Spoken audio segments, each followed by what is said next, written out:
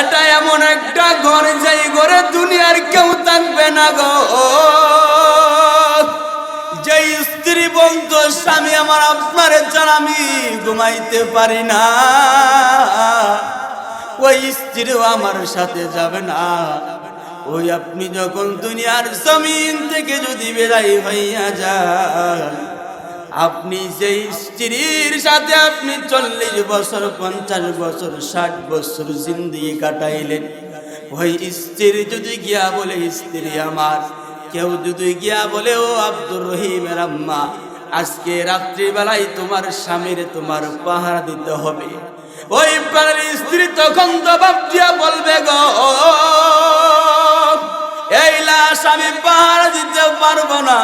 এই স্বার্থের দুনিয়ায় স্ত্রীও স্বার্থ হয়ে গেল। আমি যখন দুনিয়া থেকে বিদায় হইয়া গেছি, আমার স্ত্রীটাও বলে লাশ আমি পাহারা দিতে পারবো না, আমার বই করে।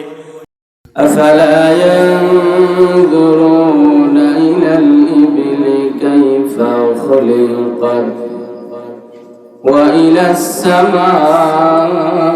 السماء كيف رفعت وإلى الجبال كيف نصبت وإلى الأرض كيف سطحت صدق الله العظيم यहाँ हम सब मुसाफिर हैं, कब्र आखिर ठिकाना,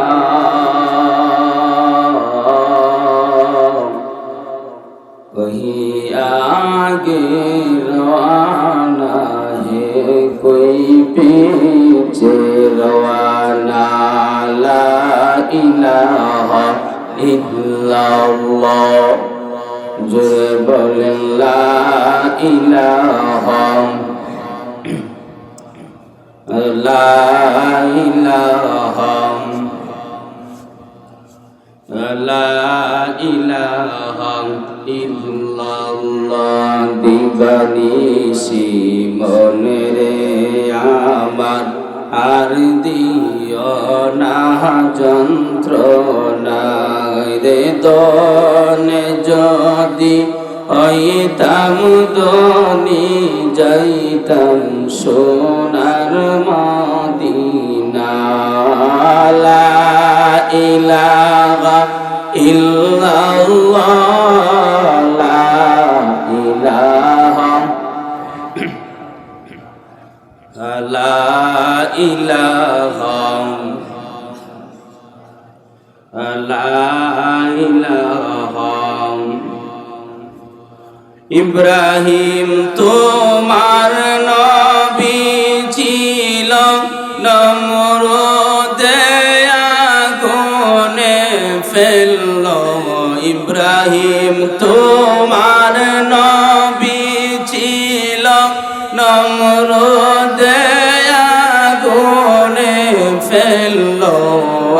আগুন হইল ফুল বাগিচা, আগুন হইল ফুল বাগিচা। ইব্রাহিম তো পড়ে না লা ইলাহা ইল্লাল্লাহ, জোরে লা ইলাহা লা ইলাহা ইল্লাল্লাহ লা ইলাহা ইল্লাল্লাহ লা ইলাহা।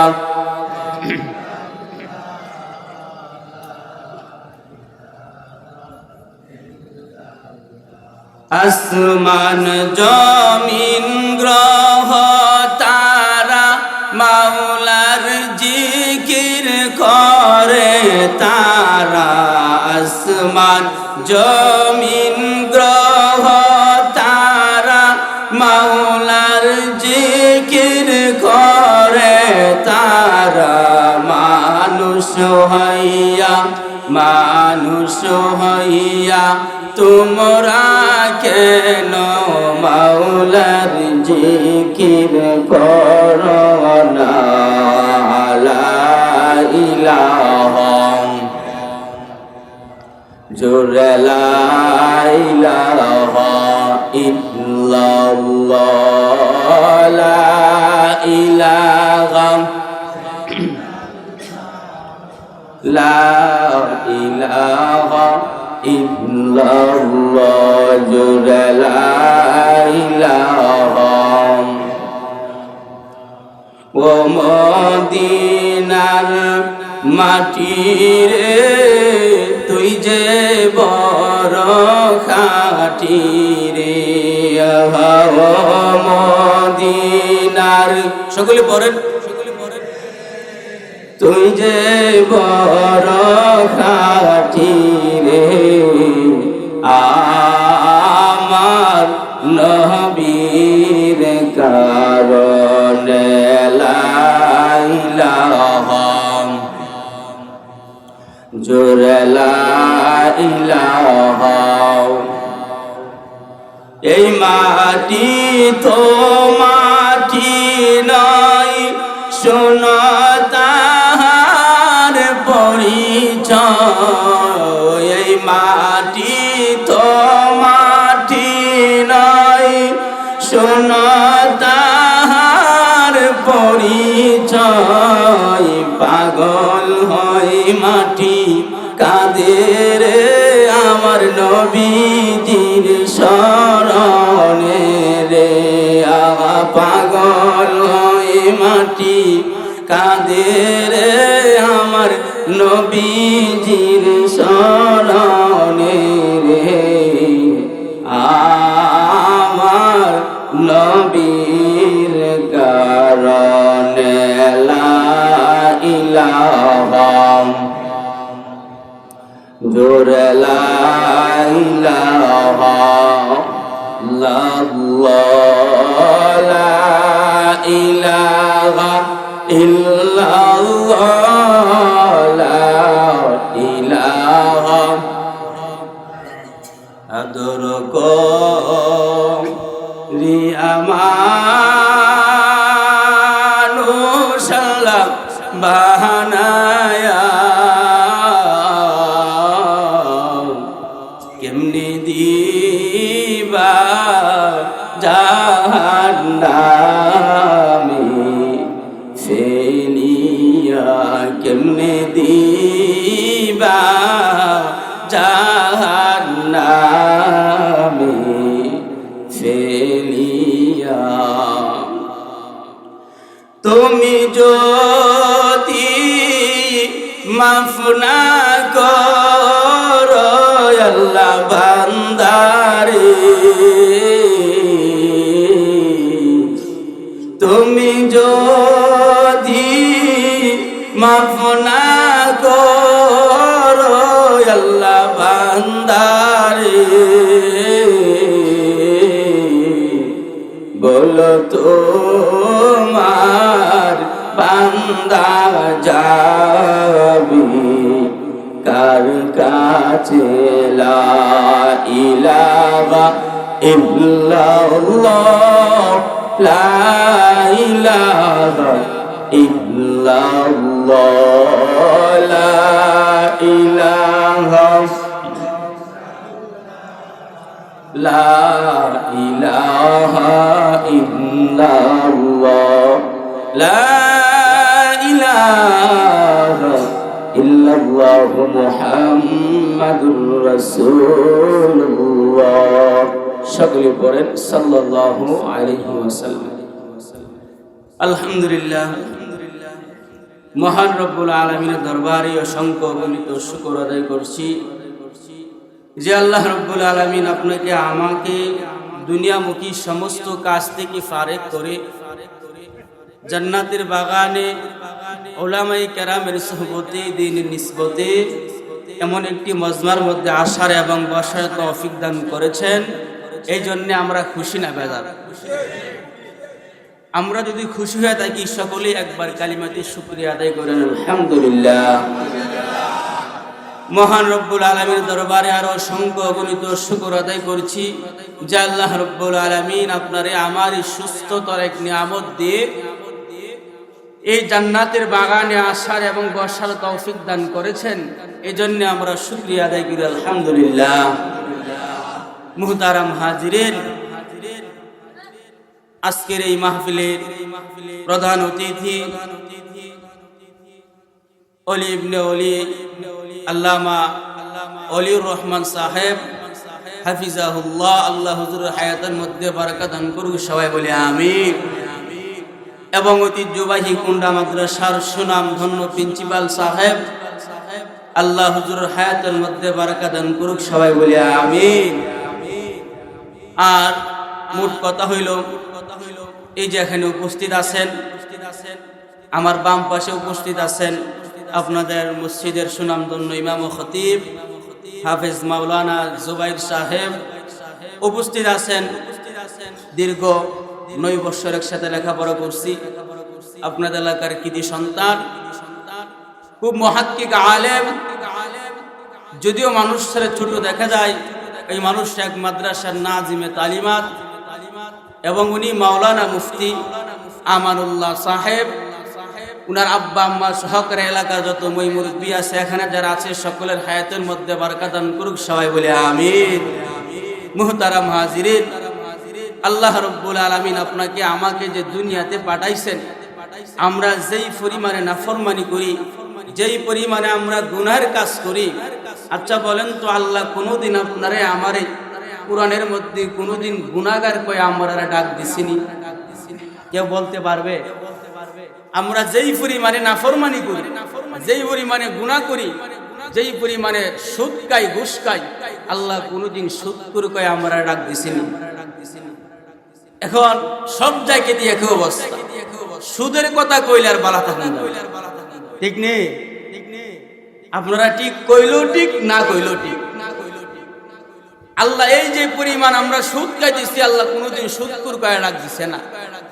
যেখানে মনে করবেন আপনাদের টিক বেটিকের আওয়াজে বোঝা যায় আপনাদের এলাকায় সুদখোর নাই, সুদখোর নাই মনে না আছে? আমাদের এলাকায় টিকে আছে লাখাই, তা আপনাদের হা না বোঝা যায় সুদখোর নাই, তা আপনাদের কথাবার্তা বোঝা যায় মনে ঘুষখোর সর্দার এলাকায় নাই, আছে? আল্লাহ কোনোদিন ঘুষখোর কয়ে ডাক দিছিনি। আল্লাহ কো বান্দারে, আমি আল্লাহ তোর কোনোদিনও ঘুষখোর কয়ে ডাক দিছি না। কেন ডাক দিছি না জানোস নি? আমি আল্লাহর একটা নাম হইল রহমান, আরেকটা নাম হইল রহিম। এই রহমান আর রহিম নামের খাতিরে আমি আল্লাহ তোমারে কোনোদিনও গুনাহগার, সুদখোর, বাটপার, সুর কয়ে ডাক দিছি না। আমি আল্লাহ কোরআনের ভাষায় ইয়া আইয়ুহাল্লাযিনা আমানু, হে ঈমানদার কয়ে ডাক দিছি। সুবহানাল্লাহ। এখন মনে করেন কিছু মানুষ এমন আছে যারা টুপি মাথায় লাগায়া একটা গুসলেংটি মাইরা আরেকবার খেতের লাইল কাটতে, এমন মুসলমান আছে না নাই? আছে, আছে, আছে, কি আছে? আরেক দেখবেন কিছু মুসল্লি আছে যারা হাওরের মধ্যে আপনার গরুর জন্য ঘাস কাটতে যায়, হাওরে গেছে গরুর জন্য ঘাস কাটতে ভালো কথা, আরেকবার আর ক্ষেতের আলি ছাড়া মতো কাটটা বস্তারাত বসছে বইরা উপর দিয়ে কিছু গাছ কাটতে আর কাছিটা লটকায় বুঝাইছে আমি গাছ কাটতে আছি। এমন মুসলমান আছে না নাই? আসেনি? কিছু মানুষ দেখবেন ক্ষেতের লাইল প্রতিটা বছর বাড়তে বাড়তে বাড়তে বাড়তে যে লাইল দিয়ে মনে করেন একটা অটো গাড়ি ঢুকতো, এই লাইল দিয়ে আপনার একটা সাইকেল পর্যন্ত ঢুকে না, এমন রাস্তা আছে না নাই? এমন মুসলমান আছে না নাই? অভাব নয়। আল্লাহ কো তুই যে বাটপারি করছস, এরপর আমি আল্লাহ তোর বাটপার কয়ে ডাক দিছি না। কেন জানুস নি? আমি আল্লাহর একটা নাম রহমান আর একটা নাম রহিম। এই রহমান আর রহিম নামের খাতিরে আমি আল্লাহ তোমারে কোনোদিনও এই সুর বাটপার কয়ে ডাক দিছি না। কোরআনের ভাষায় সম্বোধন করলাম ইয়া আইয়ুহান নাস, বলুন সুবহানাল্লাহ। এই জন্য আমার আল্লাহর দয়া মায়া কম না বেশি? আমরা আপনাদের কম না বেশি?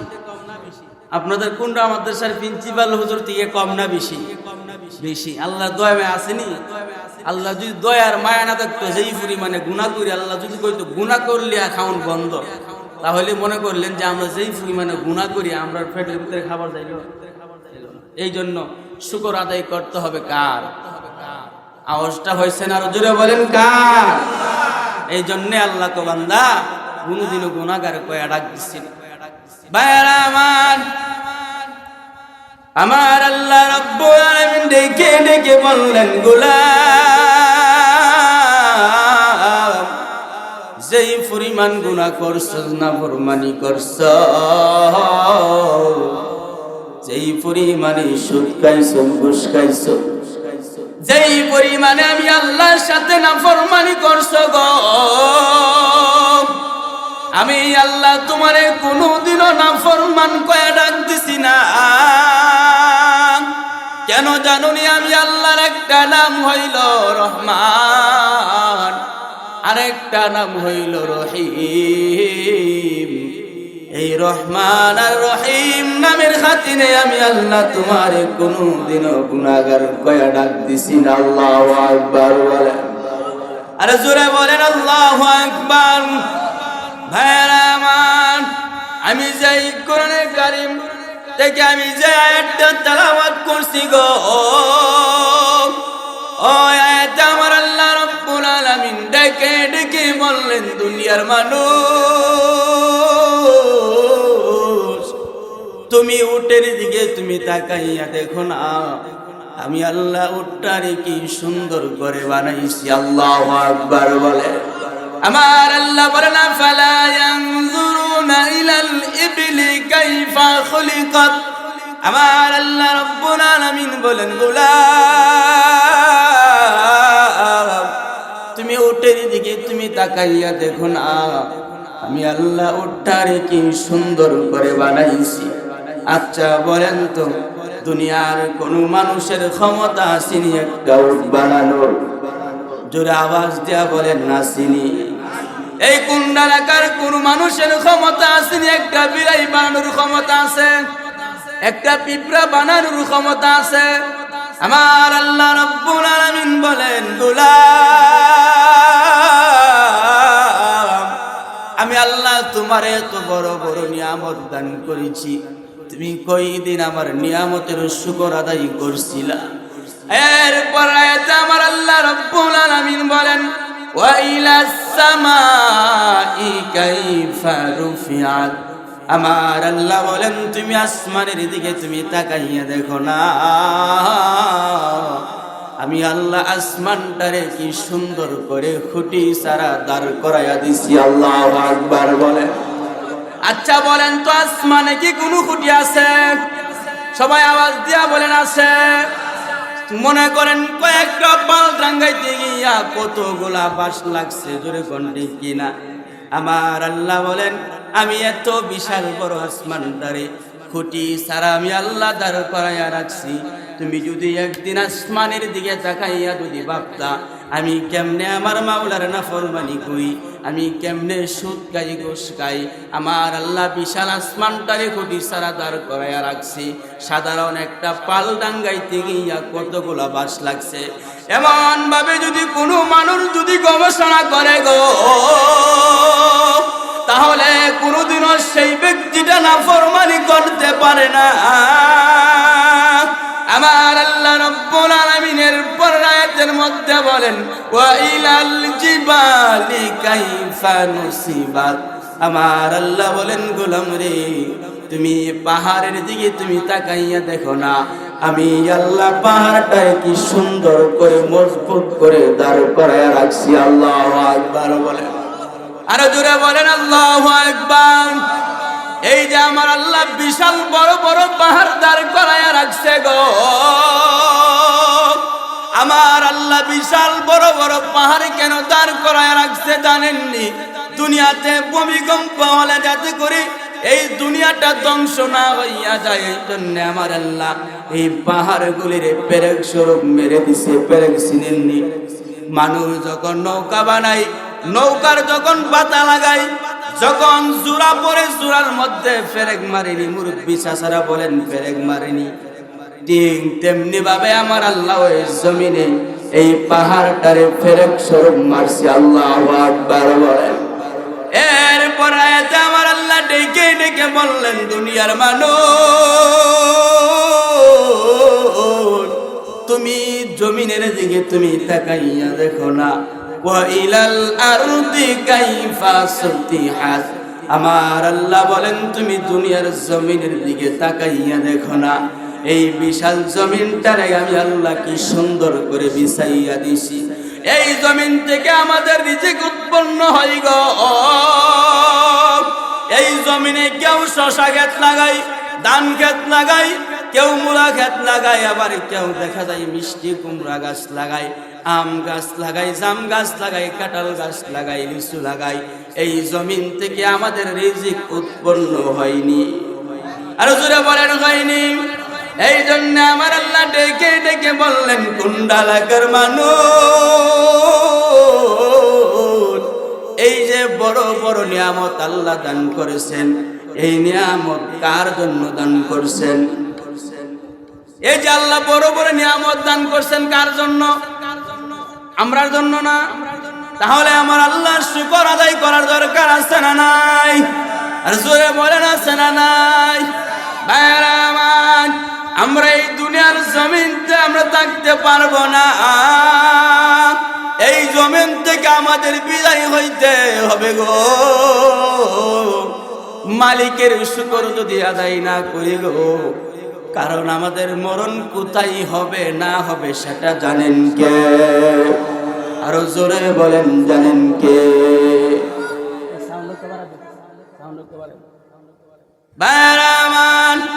তাহলে দেখবেন অনেক মানুষ ঘর থেকে বিদায় হয়েছে, কোন্ডা বাজারে গেছে বাজার করার জন্য। ওই কোন্ডা বাজারে গিয়া স্টক করে দুনিয়া থেকে বিদায় হইয়া গেছে, এমন ঘটনা ঘটছেনি। আরো জোরে বলেন ঘটছেনি। অনেক মানুষ দেখবেন ঘর থেকে বের হয়েছে হাওড়া জমি দেখার জন্য গো।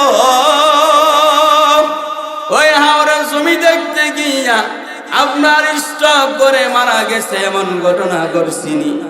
শেষ জনমের মতন বিদায় হইয়া গেছে, হাওড়ে গেছে জমি দেখার জন্য, হাওড় থেকে আর ফিরে আসছে না।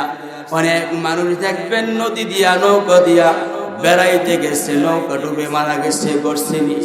ভাইরা আমার, এই দুনিয়ার জমিনে কেউ থাকতে পারবে না গো। এই মুরব্বী বাবাদের দিকে তাকাইয়া দেখেন, আজকে তারা মুরব্বী হয়ে গেছে, তাদের আব্বা আম্মা দুনিয়াতে নাই। এর মানে বোঝা গেল দুনিয়ার জমিনে কেউ থাকতে পারবে? আর জোরে বলেন কেউ পারবে? ভাইরা আমার, এই মুরব্বী চাচাগুলো আমার মতন যুবক ছিল গো। ওই সময় শরীরে ক্ষমতা ছিল, ওই সময় নিজের গোষ্ঠী দাপট দেখাইছে। আজকে এই যে মুরব্বীরা মুরব্বী হয়ে গেছে, ওনারা সেজদা দিতে গেলে কোমরে ব্যথা, রুকু দিতে গেলে হাঁটুতে ব্যথা, খুব কষ্ট করে নামাজ পড়ে। অনেকে আবার চেয়ারে বসে বসে নামাজ পড়ে, যেরকম ঠিক কিনা? এই জন্য দুনিয়ার জমিনে কেউ থাকতে পারবে না গো। যে আব্বা আম্মা আপনারে আমার এত আদর করত, যে আম্মা নিজে না খাইয়া সন্তানরে খাওয়াইতো, যে আব্বা ভালো একটা জুতা না পইরা সন্তানরে পরাইতো, ওই বাবা আমার সাথে কবরে যাবে না। জোরে কোন ঠিক কিনা? আরো জোরে বলেন ঠিক কিনা? আমরা দেখা যায় শীতকালে আমরা আপনি কম্বল আর বিদেশি কম্বল আর ল্যাপসারা ঘুমাইতে পারি না। আপনারে আমারে যখন কবরে যখন শোয়াইয়া দিবে গো, তখন এই কবরে কি বিদেশি কম্বলের ব্যবস্থা থাকবে? লেফের ব্যবস্থা থাকবে? আমি আর আপনি একটা মশার কামড় সহ্য করতে পারি না গো। অন্ধকার ঘর, পোকা মাকড়ের ঘর, সাপ বিচ্ছুর ঘর গো। এই কবরে গিয়ে আপনি আমি কেমনে থাকবো? ওই কবরে আমার ভালোবাসার মানুষও থাকবে না, আমার সন্তানগুলাও থাকবে না। দুনিয়াতে সাধারণ মশার কামড় সহ্য করতে পারি না, আর আমি আর আপনি কবর অন্ধকার ঘর, পোকা মাকড়ের ঘর, সাপ বিচ্ছুর ঘর, কবরে গিয়া কেমনে থাকবো? একটু চিন্তা করে দেখেন না, গরমের কারণে ঘুমাইতে পারি না, শীত আসলে শীতের কারণে ঘুমাইতে পারি না। আমি আর আপনি যখন মাটির বিছানায় শুইয়া যাবো গো, ওই কবরে গিয়ে আপনি আমি কেমনে ঘুমাইবো? সেই কবরে সাথীও থাকবে না, বাতিও থাকবে না, সেই কবরে আম্মাও থাকবে না, আব্বাও থাকবে না। সুরে কণ্ঠে কিনা সাথী নাই রে, বাতি নাই রে কবরে, বন্ধু নাই রে, বান্ধব নাই রে কবরে।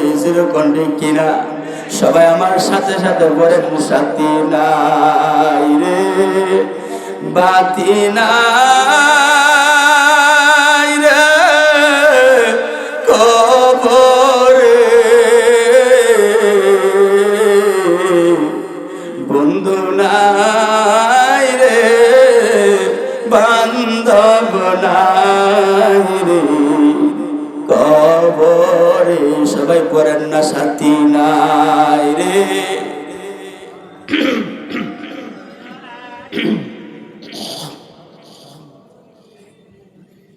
আম্মা নাই রে, আম্মা নাই রে কবরে।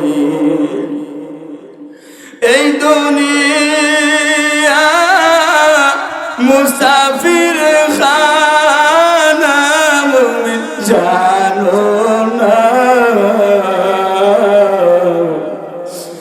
এই দুনিয়া মুসাফির খানা, মুমিন জানো না। কত মানুষ আইলো গেল, রইল না। কত মানুষ আইলো গেল, সাথী নাই রে, বাতি নাই রে কবরে, বন্ধু নাই রে, বান্ধব নাই রে কবরে। মিছামিছি কাটাইলাম বাইরে জিন্দগি, সময় মতো না করিলাম বন্দেগি, সময় মতো না করিলাম বন্দেগি। জীবনে না করিলাম বন্দেগি, গুনাহ করে কাটাইলাম জিন্দেগি। তওবা করে আবার তওবা ভাঙ্গিলাম, অবশেষে খাঁটি তওবা করিলাম, সাথী নাই রে কবরে, বন্ধু নাই রে, বান্ধব নাই রে কবরে। বেরামান এটা এমন একটা ঘর, যেই ঘরে দুনিয়ার কেউ থাকবে না গো। যেই স্ত্রী বলতো, স্বামী আমার আপনারে আপনার আমি ঘুমাইতে পারি না, ওই স্ত্রীও আমার সাথে যাবে না। ওই আপনি যখন দুনিয়ার জমিন থেকে যদি বিদায় হইয়া যান, আপনি সেই স্ত্রীর সাথে আপনি 40 বছর 50 বছর 60 বছর জিন্দেগি কাটাইলেন, ওই স্ত্রী যদি গিয়া বলে স্ত্রী আমার, কেউ যদি গিয়া বলে ও আব্দুর রহিমের আম্মা, আজকে রাত্রিবেলায় তোমার স্বামীর তোমার পাহারা দিতে হবে, ওই প্রাণের স্ত্রী তখন জবাব দিয়া বলবে গো, এই লাশ আমি পাহারা দিতে পারবো না, এই স্বার্থের দুনিয়ায় স্ত্রীও স্বার্থ হয়ে গেল। আমি যখন দুনিয়া থেকে বিদায় হইয়া গেছি, আমার স্ত্রীটাও বলে লাশ আমি পাহারা দিতে পারবো না, আমার বই করে। অথচ এই বেড়ার সাথে 60 বছর 80 বছর জিন্দগি কাটাইছেন, জোরে কোন ঠিক কিনা? আরো জোরে বলেন ঠিক কিনা? ঢাকার এক ঘটনা, বাবা যখন কোটি কোটি টাকার মালিক রেখে যখন দুনিয়া থেকে বিদায় হইয়া গেছে, তখন বাবা যে নামাজ পড়তো না, হুজুররা যখন একটা কাফারা বাবা যখন ধরলেন, কাফারা হিসাব করে দেখে অনেক লাখ টাকা সন্তানগুলা গিয়া বলতেছেন, তোমার আব্বা যে নামাজ পড়ছেন এখন তো কাফার দিতে লাগে। সন্তানগুলা বলে, তাই নামাজ পড়ছে না কেরে, তাই কি আমরা না করছিলাম? এই হলো স্বার্থের দুনিয়া। এই আপনার আমার বাড়ির জন্য কত ঝগড়া ফাসাদ বায়ে বায়ে করি গো, এক আঙ্গুল জায়গার জন্য 4 আঙ্গুল জায়গার জন্য বায়ে বায়ে দরবার আছে না নাই? আরো জোরে বলেন আছে না নাই? এই সন্তান দুনিয়াতে রাইখা গেলেন, ওই সন্তানগুলার জন্য আপনি চুরি করলেন, বাটপারি করলেন, দুনিয়াতে মরার পরে আপনি মরার পরে এই সম্পদগুলো আপনি ভোগ করতে পারবেন না। আপনি যে চুরি করে বাটপারি করে সম্পদগুলো যে জোড়াইয়া গেছেন, আর কবরে গিয়া গেলে বেতের বাড়ি খাইলে আপনি খাবেন, আপনার সন্তানগুলা খাবে না, জোরে কোন ঠিক কিনা? বাইরা আমার, এই জন্য বলতেছিলাম, আপনি আমি যখন দুনিয়ার জমিন থেকে বিদায় হইয়া যাব গো, যে আজরাইল আপনার আমার রূহটা নিয়ে যাবে, ওই আজরাইল দুনিয়াতে থাকতে পারবে না। আচ্ছা বলেন তো, আজরাইল কি দুনিয়াতে থাকতে পারবে? আরো জোরে বলেন পারবে? আজরাইল এমন এক ভয়ঙ্কর ফেরেশতার নাম গো, যে আজরাইলের দয়া মায়া বলতে কিছু নাই। একটা মা একটা সন্তান লয়া ঘুমাইয়া গেছে, গভীর রজনীতে মা যখন একটা সন্তান নিয়ে ঘুমাইয়া গেছে, ওই মার ছেলের রুহটা যখন আনতে গেল, মা তখন মা যদি কান্নাকাটি করে, আজরাইল আমার আল্লাহ দয়া মায়া বলতে কিচ্ছু দিছে না। কারণ দুনিয়াতে যদি কোনো মানুষের একটা সন্তান থাকে, ওই সন্তানটারে কেউ আঘাত করলে তার বাপ চাচার কষ্ট লাগেনি? আর জোরে বলেন লাগেনি? ঠিক তেমনি ভাবে আজরাইলের যদি দয়া মায়া লেগে যায় গো, একটা মার একটা সন্তানের রূহ আনতে যাইয়া আজরাইলের যদি মায়া দয়া লেগে যায়, তাহলে কোরআনের আইন ঠিক থাকবে না, দুনিয়ার নিজামও ঠিক থাকবে না। আজরাইল যার কাছে আজরাইল চলে যাবে গো, আজরাইল আমার এক ভয়ঙ্কর ফেরেশতার নাম, যে আজরাইলের দয়া মায়া নাই গো।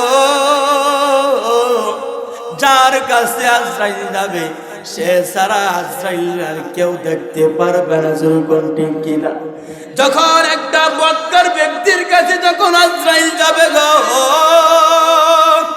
ওই বদকার ব্যক্তিটা আজরাইল দেখার সাথে সাথে একটা চিৎকার মেরে বলবেন, আল্লাহ, এমন ভয়ঙ্কর মানুষ তো আমার জীবনে দেখি না। যার মাথার আসমানে, যার পা দুটি জমিনে, যার চক্ষু দুটি আগুনের লোকার মতন, যার নখগুলা বিশাল লম্বা লম্বা, যখন ওই সময় যখন কান্নাকাটি করবে, দুনিয়ার কোনো মানুষ তার কান্না শুনবে না।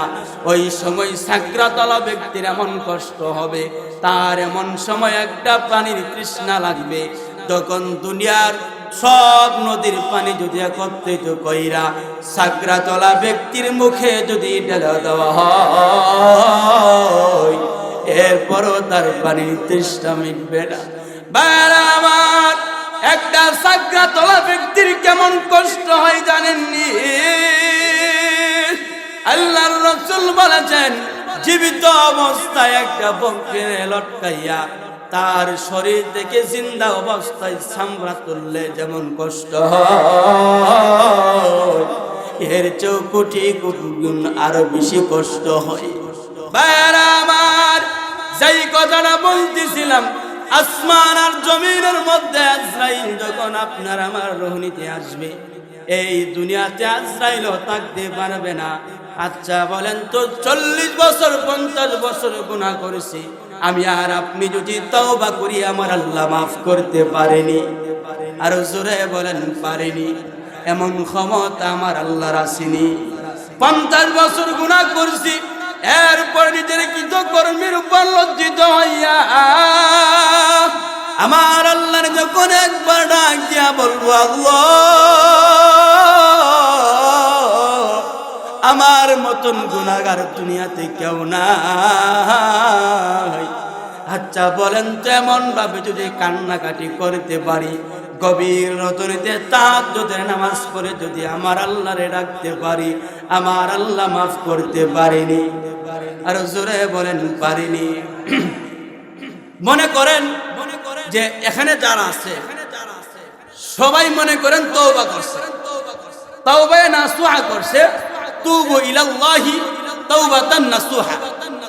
এখন সবাই যদি তওবা করে, আমার আল্লাহ যদি এখানে সবাই যদি মাফ করে দেয়, তাহলে আপনাদের ইউনিয়ন চেয়ারম্যানের ক্ষমতা আসেনি আল্লাহরে জিজ্ঞাসা করতে? জোরে বলেন আসেনি? এখন মনে করেন আমি আপনি এমন গুনাহ করছি, আল্লাহ কো বান্দা রে, তুমি যখন গুনাহ করো, গুনাহ করার পরে যদি আমি আল্লাহরে একবার আল্লাহ কয়ে ডাক দেও, এখন মনে করেন কোন এলাকার কোন মানুষের তার ছেলে হয় না, প্রায় 40 বছর হয়েছে, ছেলেও নাই মেয়ে নাই, 40 বছর পরে আল্লাহ তার একটা ছেলে সন্তান দিছে, লোকটা খুশি হইব না বেজার হইব? এখন খুশি হইয়া কুন্ডা বাজারের মিষ্টির দোকানে অর্ডার দিব না দিত না? সবাই আওয়াজ দিয়ে কেন অর্ডার দিব না দিত না? পুরাটা কুন্ডা এলাকায় মিষ্টি বিতরণ করবে, কারণ তাই খুশি, আমার 40 বছর পরে আমার আল্লাহ আমার একটা সন্তান দিছে, এই লোকটা খুশি না বেজার? আল্লাহ কো বান্দা রে, 40 বছর গুনাহ করছ, এরপরে যদি তুই সাজদার মধ্যে পড়ে যদি আমি আল্লাহরে একবার আল্লাহ কয়ে ডাক দেস, নিঃসন্তান বাবারে আমি আল্লাহ সন্তান দিলে যেমন খুশি হয়, এর চেয়ে বেশি আমি আল্লাহ খুশি হয় না। আর জোরে বলেন না আল্লাহ, আর জোরে বলেন না আল্লাহ।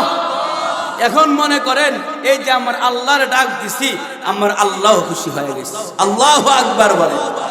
এই জন্য আমার আল্লাহর ডাকার দরকার আছে না নাই? আর জোরে বলেন আছে না নাই? জিন্দগি কিন্তু চলে যাইতেছে। এই যে মুরব্বী চাচারা যে এখানে বসে আছে, তাদের জিন্দগি তারা যদি এখন আফসোস করে যে লাইতা শাবাবা ইয়াউদু, হায় আফসোস যদি আমার যৌবনকাল ফিরে আসতো, এখন আর আসবে? সবাই কথা বলেন আসবে? জিন্দগি চলে গেছিনি, জিন্দগি চলে যাইতেছিনি, এই জন্যে জিন্দগি আপনার আমার চলে যাইতেছে। তখন আপনি আমি আফসোস করলে আর কোনো কাজ হবে না। জিন্দগি তো যাইরে ফাঁকি দিয়া রে সোনার আদম, জিন্দগি তোর যাই ফাঁকি দিয়া, জোরে কোনটি কিনা? জিন্দগি তোর যাইরে ফাঁকি দিয়া রে সোনার আদম, জিন্দগি তোর যাই ফাঁকি দিয়া, জিন্দগি তোর যাইরে ফাঁকি দিয়া রে সোনার আদম, জিন্দগি তোর যাই ফাঁকি দিয়া। ও আদম রে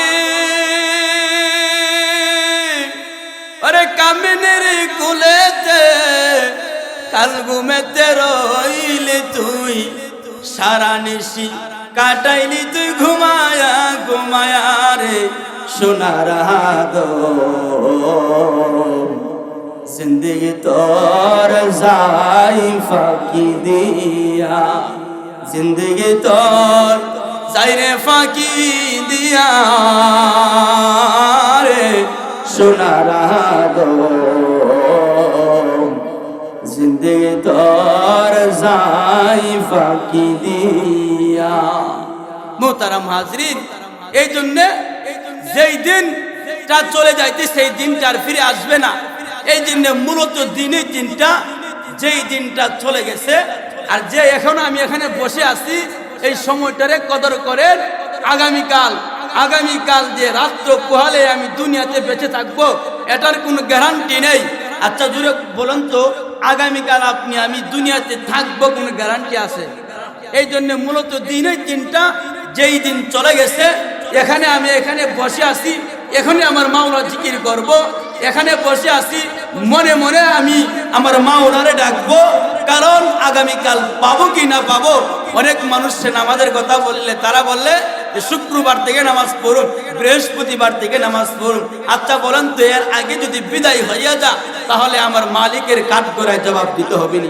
মোহতারাম হাজিরিন, যতটুকু আলোচনা করেছি আল্লাহ রাব্বুল আলামিন আপনাকে আমাকে দুনিয়ার জমিন থেকে বিদায় হওয়ার আগে আগে কবরের সামানপত্র তৈরি করার তৌফিক দান করুক। সবাই বলি আমিন।